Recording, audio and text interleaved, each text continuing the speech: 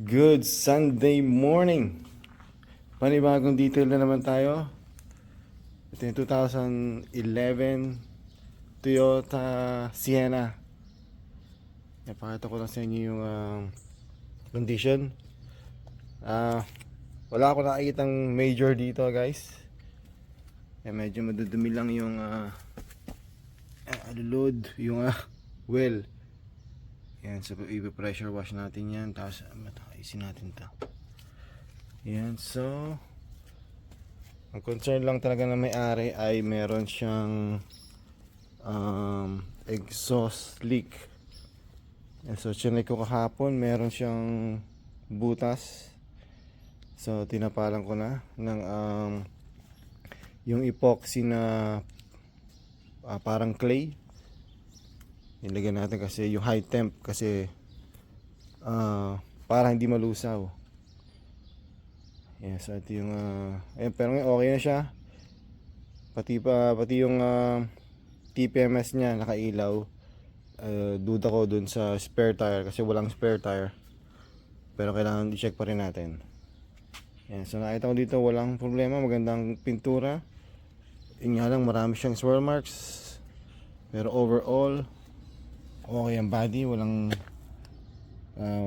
gas-gas. Yan, so pinakita ko lang sa inyo. Ito, humalo na yung kulay sa body, dapat siya itim. Okay.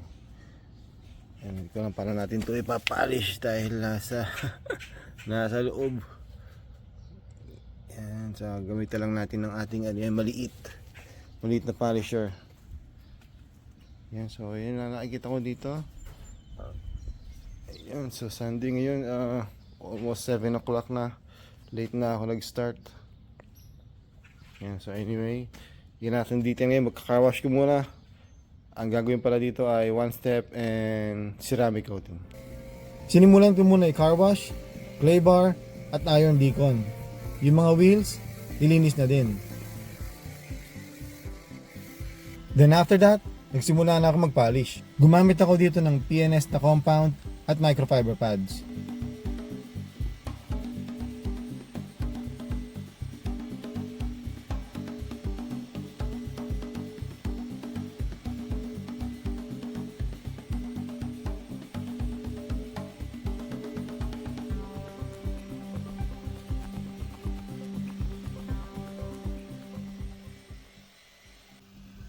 Bago na pala itong polisher ko. Ito yung Max Shine MB15 brushless.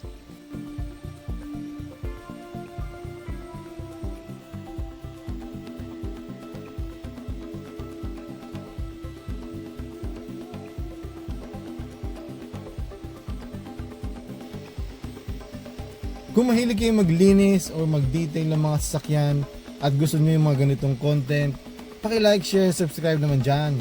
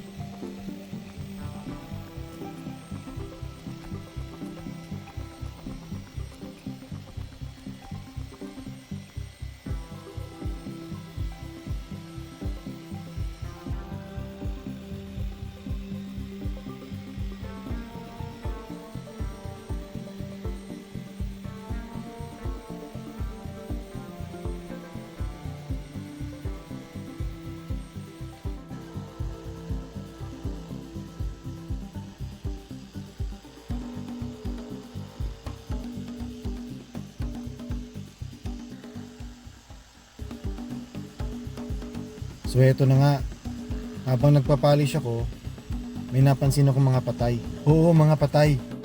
Mga patay na insekto. Yung isa nga, hindi ko pa alam kung paano napunta doon. So after polishing, nag-spray naman ako ng alcohol para mawala ang residue ng compound at para mas kumapit at tumagal ang ating ceramic coating.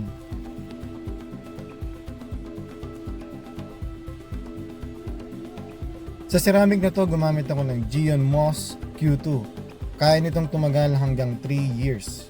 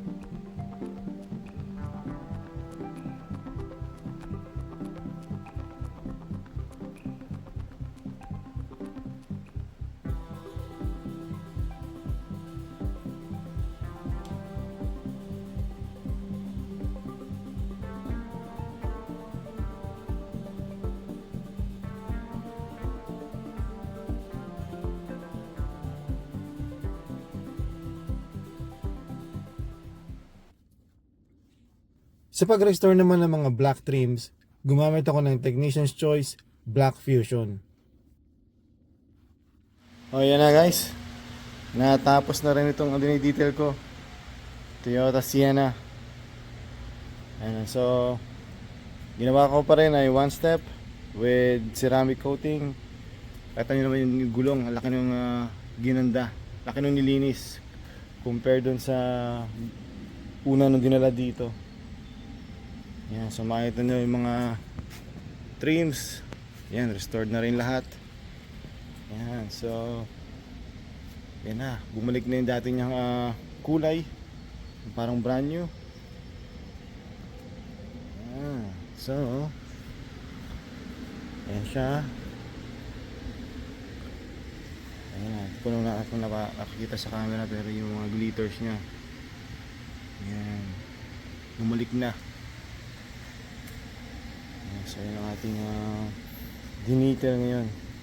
Kaya pati bubong, syempre kailangan. Yan, napakakintab na. Hindi ko lang kung nakikita sa camera, pero sa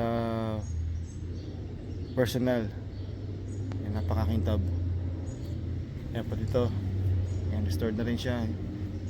Nung nakaraan, halos kakulay na nung body.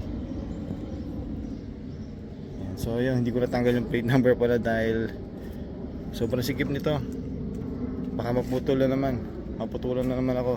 Mahirap na. Yan, so yun ang aking dinitin ngayon.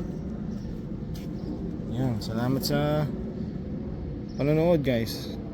Magkita-kita ulit tayo sa susunod na mga videos. And guys, ito na ang before and after.